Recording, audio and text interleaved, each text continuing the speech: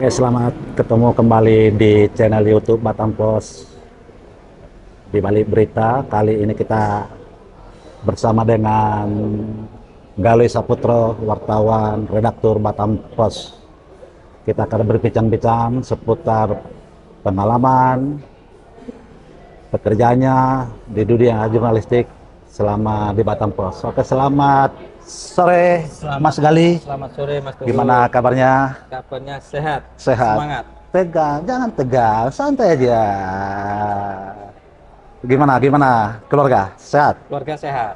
Sehat. Jadi pekerjaan lancar? Pekerjaan alhamdulillah lancar. Oh, sudah berapa lama berkecimpung di dunia jurnalistik? Kurang lebih sudah 12 tahun. 12 tahun. Langsung ke Batam Pos? Iya. Galih, kelahiran mana? Kelahiran Surabaya. Tahun? Tahun 1982.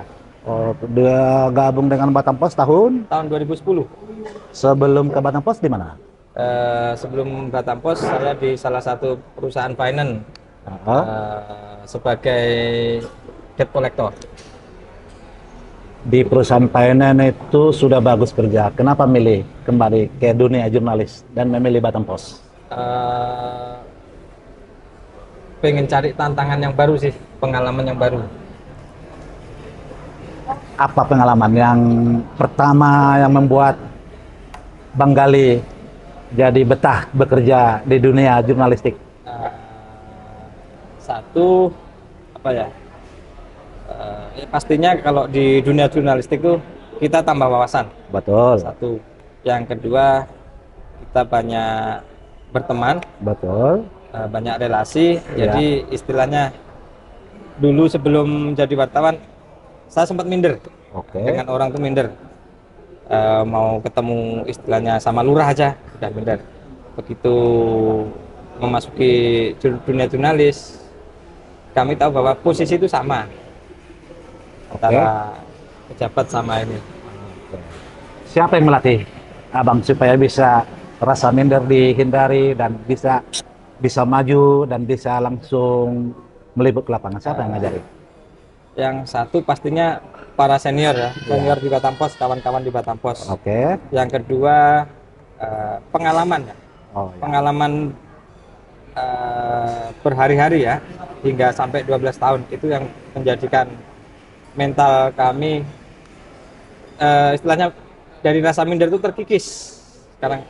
Untuk mengasah mental kuat itu tentu ada seseorang yang bisa menata atau mengajari Abang. Kira-kira siapa itu mentormu itu dulu? Kok bisa Abang diajari dari dulu minder, ternyata dengan kemampuan Galih sendiri ternyata bisa dan bisa bersosialisasi, bisa ketemu orang. Siapa tuh?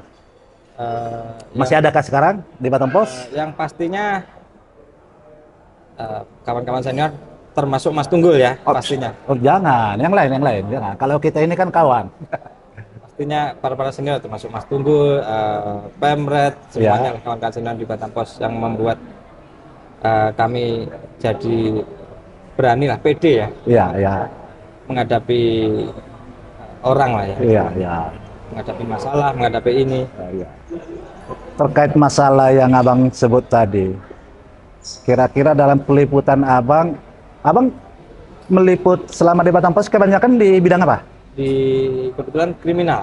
Di kriminal ini kan selalu berhubungan dengan hukum, selalu berhubungan dengan pekerjaan yang namanya kriminal. Ada nggak di satu liputan buat Mas Galih yang terkesan sampai sekarang? Untuk dunia kriminal selama saya di lapangan meliput ada lumayan banyak Mas. Ya. Yang pertama tuh saya dulu paling penakut dengan yang namanya darah. Melihat darah? Iya, melihat darah. Oke, paling inilah antipati lah. Ya, ya. Ternyata masuk dunia jurnalis, kebetulan saya ditugaskan di desk kriminal, mau nggak mau ya harus berhubungan dengan itu. Iya. Ya mayat, ya ini otomatis kami harus memberanikan diri lah, melatih ya.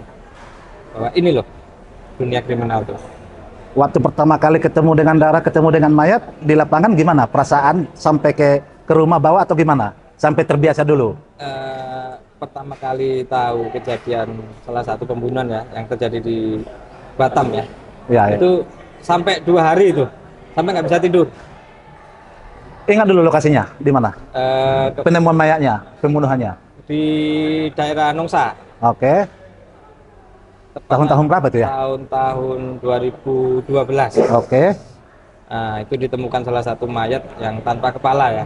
Oh, Itu kebetulan kami ditugaskan ke salah satu rumah sakit pemerintah di Batam. ya, Nah, di situ kami mau nggak mau harus melihat langsung kondisi mayatnya. betul. Nah, dari situlah kami mengetahui, oh kondisinya kayak gini, parah, sampai hilang Apa kepala. perasaan Mas Gali dulu pertama? Takut atau justru mau meliput?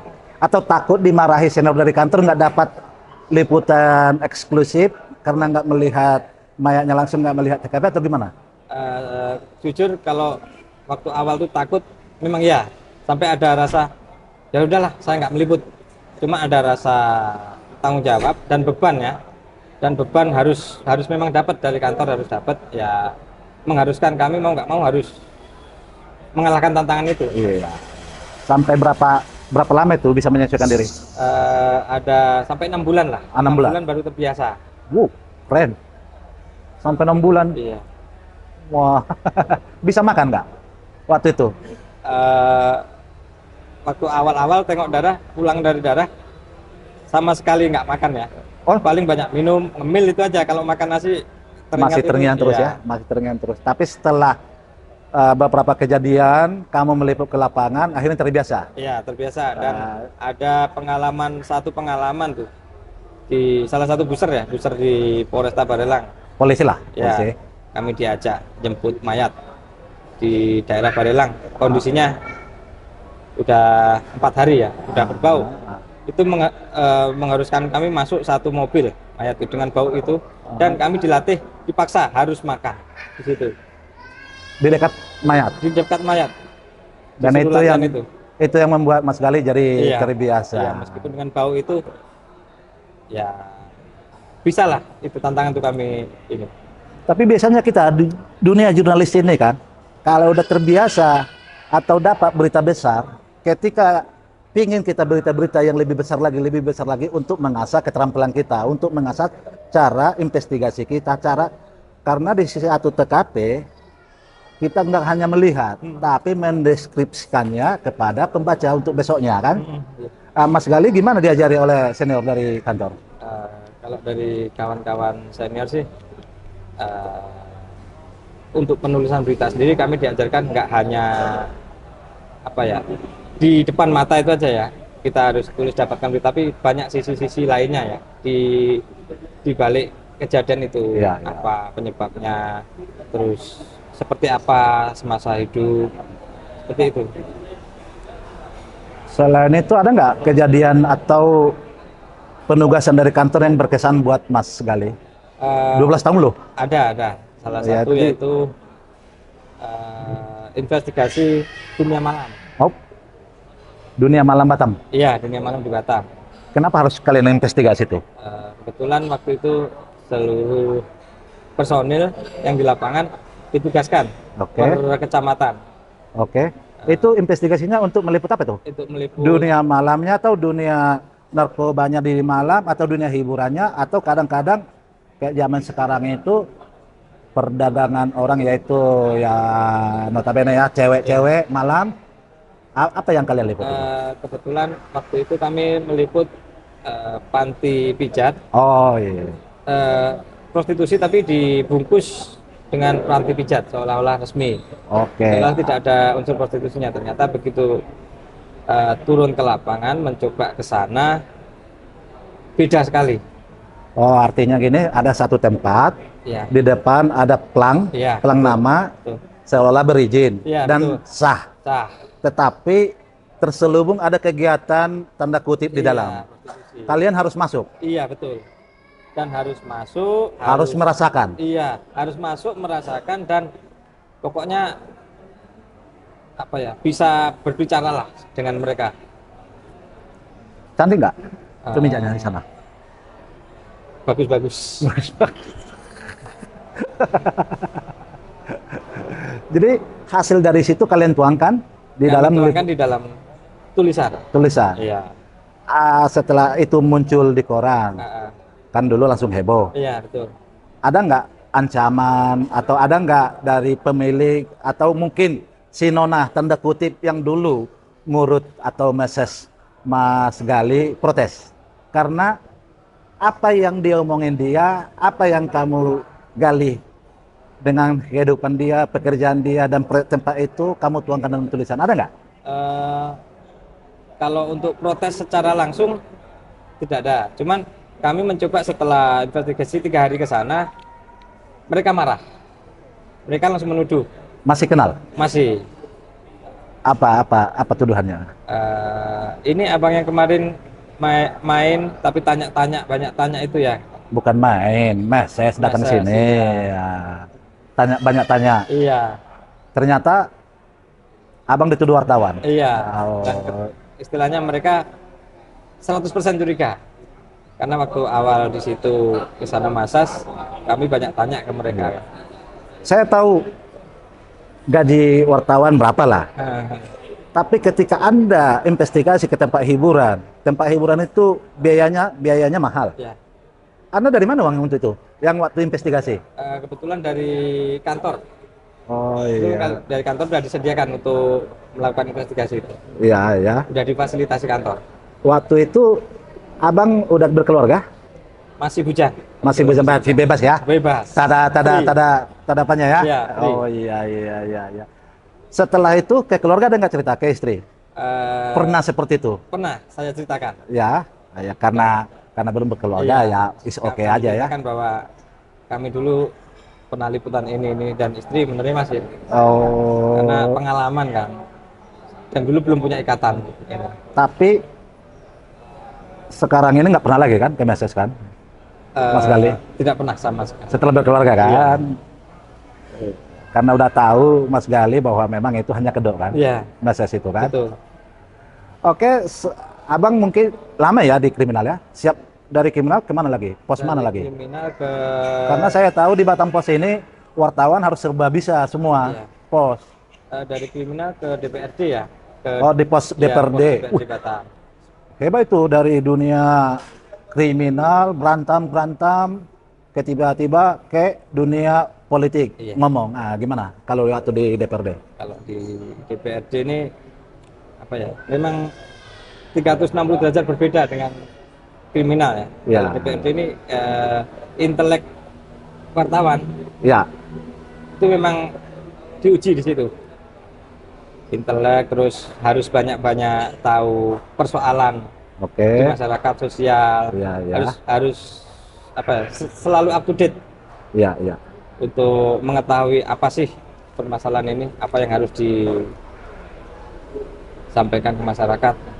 Yang kedua, memang relasi ya, kita Iya, membangun iya. banyak relasi ke anggota DPRD. Saya tahu kalau waktu di dunia kriminal, abang di wartawan di pos kriminal, bagaimana penampilan abang? Ya apa adanya. Nah, ketika masuk ke gedung dewan, gedung yang terhormat, dan yang dibicarakan juga nasib banyak orang, keluhan banyak orang, abang secara penampilan pasti berubah ya? Ya, memang penyesuaian itu tidak gampang. Iya, iya. Kami butuh beberapa bulan lah untuk penyesuaian itu, karena memang sangat jauh beda ya antara kriminal dengan yang baik dalam hal cara peliputan, Oke. apalagi penampilannya, Ya, penampilan dalam berpakaian dan bekerja. Kalau dulu di kriminal kita hanya pakai kaos oblong aja Oke, udah. Ya. Dan satu juga, waktu di dunia kriminal kalian, kita wartawan ini 24 jam, yang namanya ini nggak boleh Betul. mati. Betul. Karena inilah sumber kita dulu. Ya, Dari informasi kita dari handphone kawan-kawan. Tapi ketika masuk ke dunia politik, abang harus rapi, harus pakai kemeja, pikiran juga harus cemerlang, apa semua. Gimana abang menyesuaikannya cepat itu? kalau dari penampilan sih bisa. Oke. Untuk penyesuaian 3-4 tadi bisa. Cuman kalau untuk dalam hal penguasaan ya, Penguasaan bahan ini ya. bahan, penguasaan isu, itu memang kami harus ikut sama wartawan lainnya ya, yang lebih senior. Seperti Yang apa lebih. sih?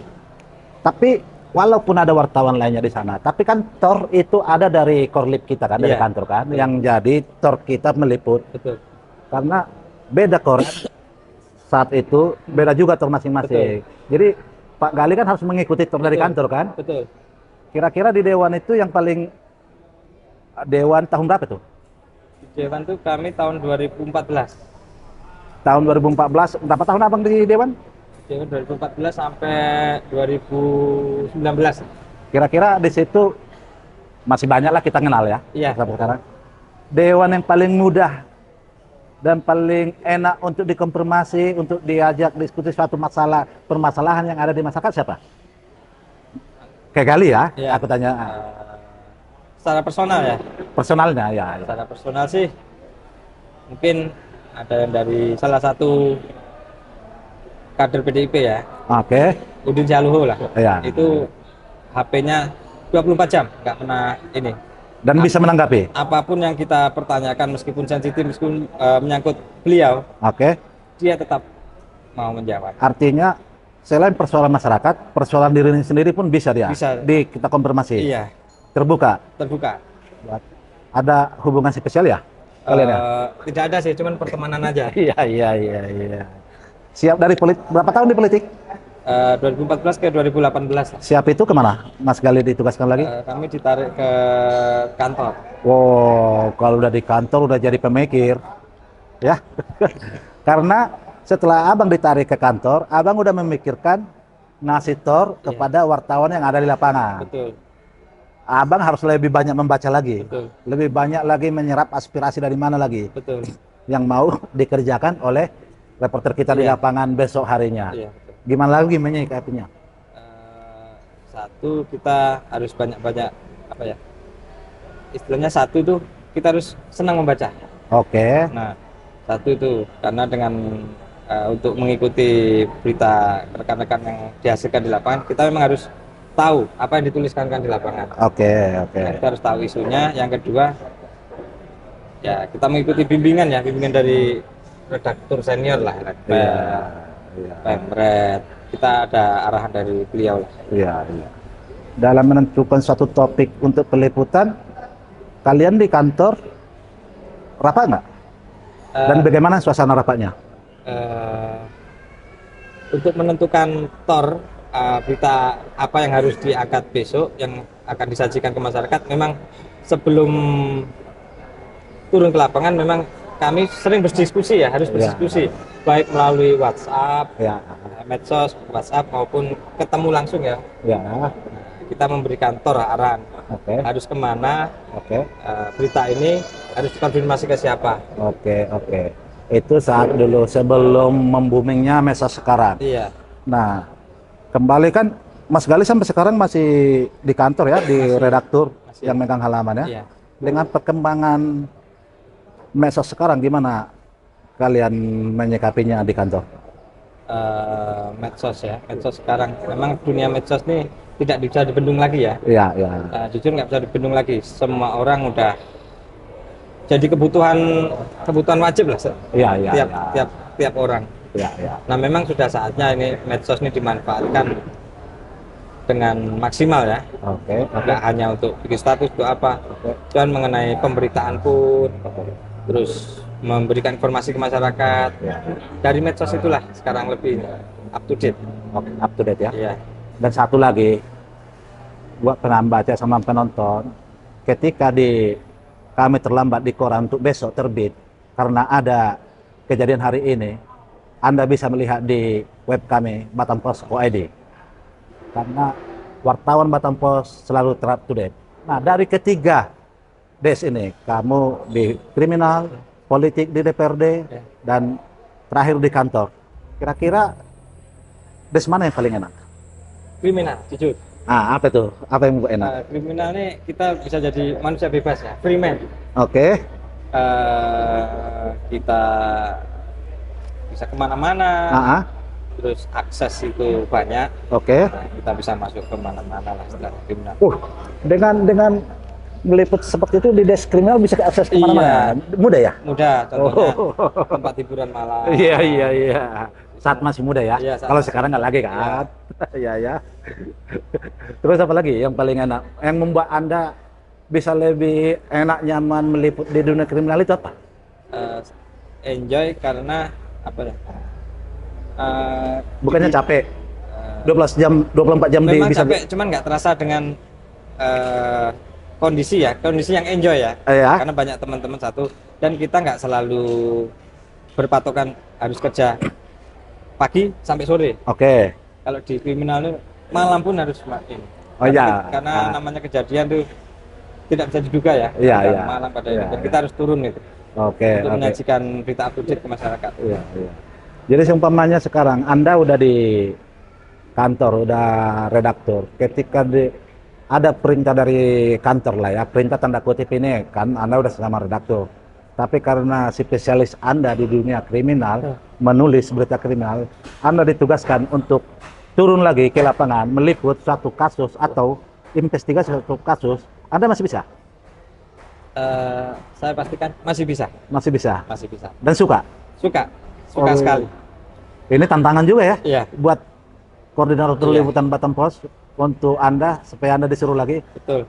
Apa sih yang membuat apa? Aku jadi penasaran juga. Apa ya yang nggak didapat di Apa chemistry-nya meliput di kriminal itu? suasananya lah ya kalau saya bilang. Ya. Nah, nggak akan kita bisa dapat hanya di kantor ya. Ah, Ada tantangan-tantangan tersendiri kita menghadapi beragam sifat manusia ya. Ada Ya. yang keras, oke. ada beragam lah kalau di Ya. dunia kriminal nih. Kebanyakan memang keras ya. Cuman itu merupakan suatu tantangan.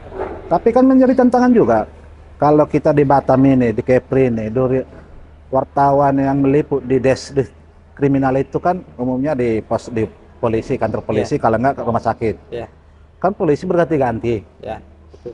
Pasti ada mutasi Ya. karena ada yang pangkat. Ya. Gimana menyesuaikan, Mas Gali? Dulu kami diajarin para senior ada salah satu trik lah ya.